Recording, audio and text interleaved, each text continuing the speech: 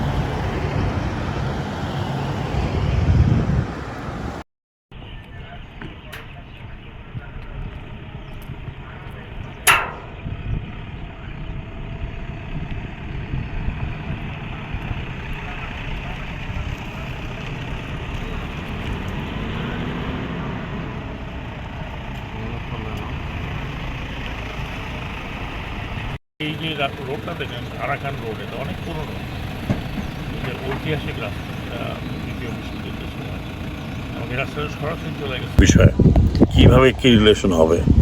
এবং আপনি জানেন তো স্টেট টু স্টেট যখন রিলেশন হয় তখন স্টেটে যে সরকার থাকে তার সাথে রিলেশন হয়।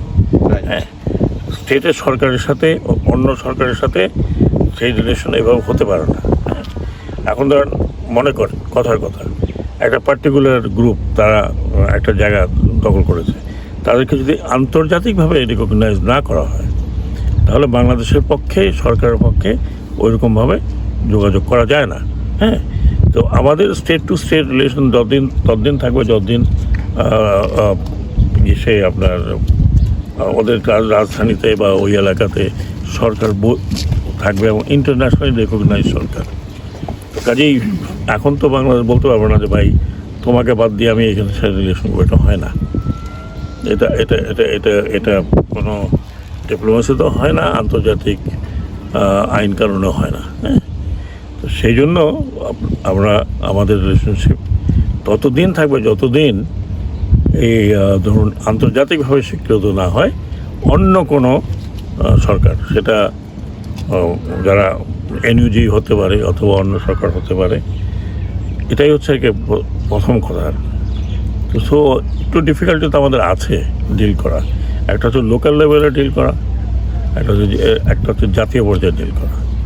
তো জাতীয় পর্যায়ে আমি যেটা মনে করি আমাদের সাথে মিয়ানমারের, আমি যেটা বললাম, কী ধরনের গভর্নমেন্ট সামনে হবে আমরা জানি না।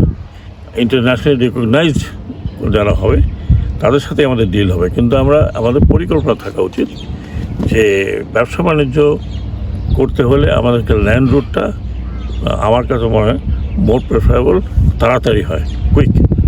আর জাহাজে তো আসেই, এখনও তো আসতেছে, মিয়ানমার থেকে আসতেছে না, অনেক কিছুই আসতেছে, কিন্তু ওটা সময় লাগে। ধরেন এই রাস্তা যদি কথা আগে খুলে যেত, আমাদের রাখাইনের সাথে সিতোয়ের সাথে যোগাযোগ, তাহলে তো ব্যবসা বাণিজ্য চলতো এখন।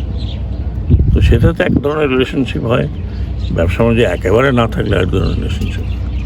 যেটা আমি বললাম, এটা আমাদের আরেকটি নেইবারিং কান্ট্রি।